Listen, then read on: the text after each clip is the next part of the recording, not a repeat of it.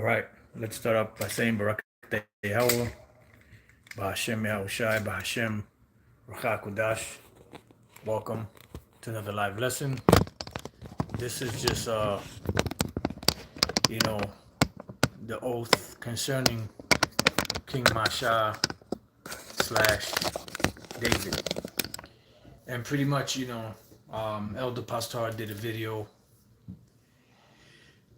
based off of this topic, and Elder Pastor Gabar did a video based off of the topic, and they gave their testimony on, you know, what took place, when all this happened, you know, and how High Priest Ariah made the whole congregation um, take an oath swearing that King Mashah was or is King David. They swore an allegiance to him. Now, Elder Apostle Gabar, Elder Apostle Rakah were there. Um, I don't know if they did this multiple times because there was a time when um, I was actually at the school and they made us, take the oath also. And we were across the hall, in the other room across the hall from the school or from the classroom. They had the loudspeaker system connected where you could hear whoever was teaching or speaking on the podium. You could hear them in the next room. And I remember that they, you know, made us take an oath that King Mashah is King David. And I remember being there, taking the oath, and I remember there was a brother, that was there. The one I can remember is the brother was in a wheelchair. His name started with a Ma, but I don't really remember the brother's name, his whole name in the Hebrew, but it started with Ma. And I remember we were kicking it, talking, real cool brother. We were there, breaking bread. And then they had us take the oath that day. So I don't know if that was the same day that the other apostles took it, because Elder Apostle Tar wasn't there because his car broke down. But the Elder Apostle Gabar, Elder Apostle Rakah were there, but I don't know if this was the same day or if there was other times when they made brothers take the oath. And I just wanted to give my testimony on it, and I happened to actually be there. If not the time that happened, they must have did it multiple times, but I happened to actually take that oath, when we were there. All right, and this pretty much came about recently from the interview that Vocab had with the ICGJC, in which they were saying that, if you had the truth and the 12 tribes, and why would you leave that, and blah, blah, blah, whoop de whoop de whoop, whatever, whoop de bam, however the brothers out there in Chicago say it. And pretty much Vocab cut him and said, well, if they made an oath that King Mashah was King David, and at the behest of, High Priest Ariah, then, they had to keep their end of the bargain. Otherwise, they'd be in the catch-22, and, we followed the king, bottom line. And I happened to be there, if not the time, one of the times when they gave, the oath. And I just want to read real quick in Ecclesiastes, the 5th chapter and the 4th verse. It says, when thou vowest a vow unto the Most High, defer not to pay it. For he hath no pleasure in fools. Pay that which thou hast vowed. Right, so if you vow a vow to the Most High, you must keep it. It says, better is it that thou shouldest not vow than that thou shouldest vow and not pay. So being that we took that oath, we couldn't go back on that oath because it was an oath, and we believe then, still believe now, that King Mashah is King David. Those that can receive it, receive it. Those that can't receive it, don't know what to tell you. And High Priest Ariah happened to be there. and he had us take the oath that King Mashah was and is King David. All right, and I happened to be there, and I took that oath also. Then there was a major split at the school. The first split with Lahab was back in 1995.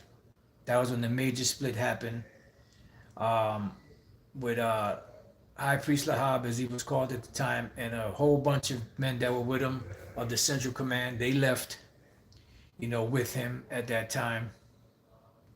Then the very next year, I believe it was 1996, that's when the split happened between King Mashah and High Priest Ariah. With certain of us leaving with King Mashah and certain leaving with High Priest Ariah and High Priest Shah. Then I believe it was the very next year, if I'm not mistaken, 1997, is when they kicked us out of the house of David for teaching that Cornelius is an Israelite. And within that time period of us being at the house of David, however long it was for, I remember one time being at the class on the Sabbath, or what we thought was a Sabbath at the time, and Elder Apostle Tahar, you know, he had, spoken on my behalf for me to do the Sabbath service, which I did. I was nervous, I was messing up, but because I was nervous. But that was the one and only time that I was blessed, to anoint the king, King Mashah, King David. I was actually blessed to anoint the king one time, which is a, blessing and a great honor for me to have been able to do that. So we kept our end of the bargain. We went to go see him and visit him, even when we got kicked out. We still went, to his, home in Manhattan. The place where that Apostle Tar was speaking about, and we would, go and then ring the bell. He would come downstairs and he would take a walk with us down the street to this park, and we would break bread there, with him for a little while. And at first, he was a little nervous because he didn't know, what our intentions were, but our intentions were not to harm him, because we know who he is in the spirit. We were just there, to see him, pretty much. And we spent some time with him, broke bread for a little while, and then we walked him back home, and that was that. Then when he was actually in the hospital, prior to him passing away, we went to visit him a couple of times. Elder Apostle Tahar and Yohanabah went to go see him a lot more than we did, but we went a couple of times to go see him. And I remember the second time I went, when we went to visit him in his hospital bed. I remember the covers being up over his thigh, and his thigh was exposed, and I was mad, and I grabbed the blanket and I pulled it down, to cover him up. I was upset about that they left him in there like that. So, we kept our part of the bargain through the spirit and power of Yahweh Bashem Yahushai, that King Mashah is King David. We honored the man then, we honor the man now, and as Elder Apostle Gabar said, he's at rest. His spirit is in the heavens right now, rooting for us.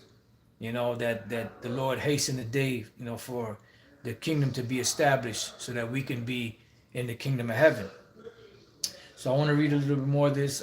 Verse 6, suffer not thy mouth to cause thy flesh to sin, neither say thou before the angel that it was an error. Wherefore should the Most High be angry at thy voice and destroy the work of thine hands? That's right. So pretty much, if you're going to make an oath, you got to keep it. We made an oath to the King Mashah, that he's King David, and we honored that oath all the way unto the man's death, and we honor it still. And there's a scripture that Elder Apostle Gabar read in his lesson, Hosea 3 and 5, said that we would, be many days without a king, Then it says that they will look for King David in the latter days. So if that's the case, that's prophecy, and the prophecy cannot be broken. The prophecies are sure. Who is King David? Where is King David? You know, because if the scriptures are true, which they are, and the prophecies are going to come to pass, which they have and will, who is King David? And we believe through the Spirit that it is King Mashah. All right, King David.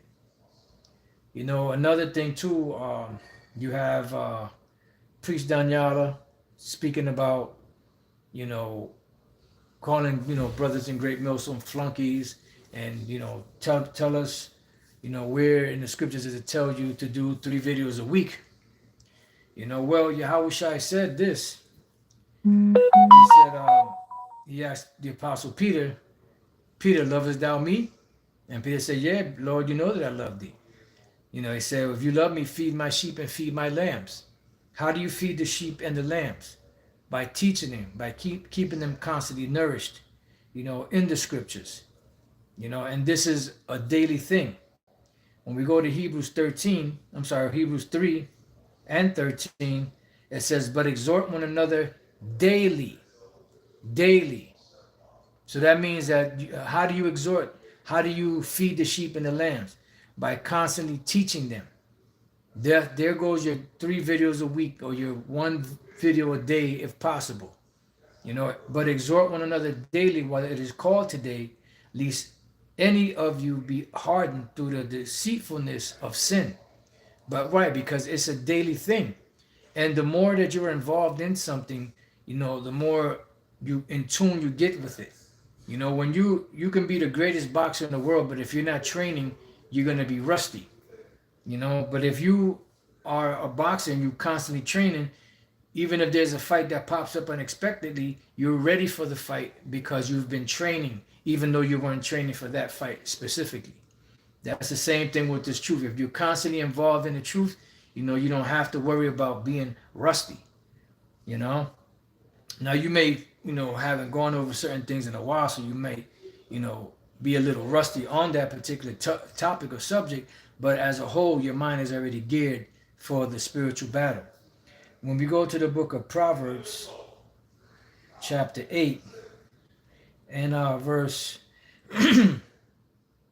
just bear with me, verse 34, it says, blessed is the man that heareth me, because Yahweh Shai said what? My sheep hear my voice, right? And they follow me. Blessed is the man that heareth me, watching daily at my gates, waiting at the posts of my doors, daily. This is a daily thing. For whoso findeth me findeth life, and shall obtain favor of the Lord Yahweh Bashem Yahushai. But he that sinneth against me wrongeth his own soul. All they that hate me love death. All right, so that was just 3 scriptures that I read, you know, to show you that we're supposed to be doing this thing daily. You know, so it's not just really 3 videos a week. It should be something daily, you know. And if you don't do a video a day, then that's all right, as long as you're consistent with your videos. You know, but the mark would be at least a video a day, if possible, if at all possible. You know, so that's, like I said, just three scriptures alone to prove that we're supposed to be doing the work daily, not whenever you feel like it. You know, not talking about your legs and leg workout day and, you know, all this other extra bullshit that has nothing to do with the scriptures or salvation. You know, the scriptures speak about, let me get this one in the book of Hebrews. This is the book of Hebrews, chapter 6. And just bear with me while I find the verse.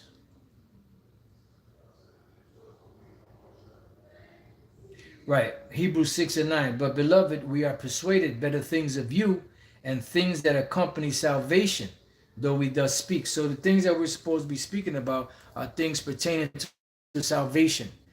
We are defenders of the gospel, not defenders of history. We are defenders of the gospel, not debaters. That's how we defend the gospel, by going in there and defending it. You know, not setting up all these different debates, or, you know, setting up, you know, presentations, you know, concerning history, historical figures and all of that. No, I mean, if you know that stuff, beautiful. Everything has knowledge, but everything doesn't edify. You know, uh,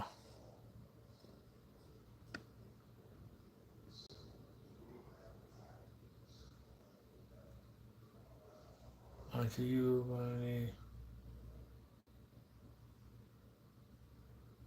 okay. So somebody just got deleted off the chat. So pretty much, like I said, I just wanted to make that, give that testimony of mine because I actually was there at 1 West 125th Street, across the hall from the main classroom. Like I said, there was a speaker system set up, hooked up so that you can hear the teachers in the main classroom over across in the other hall. And we actually, the other room across the hall, and we actually took the oath. I was there. The main brother I remember was a brother in a wheelchair. His name started with a Ma, but I don't remember his whole name. And we were there. We took the oath. That King David, King Mashah is King David. I was actually there when the split happened between King Mashah and High Priest Ariel. We went with the king. We were actually a part of the house of David until we got kicked out. All right, and we got kicked out, of out of the house of David because we were teaching that Cornelius is an Israelite, and now the same individuals that kicked us out are teaching it and never gave an apology to us, beginning with Elder Apostle Tahar, Elder Apostle Gabar on down. They just went along teaching it like as if they were always teaching it, and that they were not guilty of kicking us out for teaching the same exact thing. But that's all right because the Lord said this will all turn to our glory. Anyway, so I'm gonna read this precept here. This is Isaiah. It's 66 and 5. Hear the word of the Lord, Yahweh Bashem Yahushua, ye that tremble at his word. Your brethren that hated you, that cast you out for my name's sake, and after a while they stopped teaching that name, certain ones of them, said, let the Lord be glorified, but he shall appear to your joy, and they shall be ashamed. So those individuals that did that, they're going to be ashamed because they never repented. They never, offered an apology, to the men of Great Millstone, as we're called now, for what they did to us back then, and they're now teaching the same thing that we got kicked out for teaching. Because some of these guys have no integrity, they have no character. St. John 16 and 1, it says, these things have I spoken unto you, that you should not be offended. They shall put you out of the synagogues. Yea, the time cometh that whosoever killeth you will think that he doeth the Most High service. So in these times, they didn't physically kill the prophets, but they spiritually killed them. And by trying to defame, the men of the Lord, that's an assassination of someone's character, And if they could, certain ones of them would put us to death now if they could. So like I said, I just wanted to give up, a testimony of, my oath that I took, where Mashah or King Mashah is King David. I acknowledged that then, and I still acknowledge it now, and I wanted to give my take on it because I was actually there, and I actually took the oath. That other dude, Saint Basil, he wasn't there. He don't know what the hell went on. And when vocab cut him with that, he said, well, there were certain things that were taught that were not right, like the 2000 thing, which came from High Priest Ariel. And we taught it because we believed it. There were scriptures that were brought out, that went well with it. But we desired or we hastened the day for the Lord to come and destroy this place. But it just didn't happen back then. We understand perfectly now that the word is being taught worldwide. Why the end didn't come back then? Because there was still more work to be done. There was still more fruit to be gathered, and there was still more judgments to go out, and the MOTB system wasn't in place yet. Neither was the micro C-HIP in place yet. So it was all the buildup. So here it is 23 years later, after the year 2000, and we see all the prophecies playing out perfectly, as the scriptures predicted them. So with that, I pray that you brothers and sisters have been edified. To the next time I say, Shalom.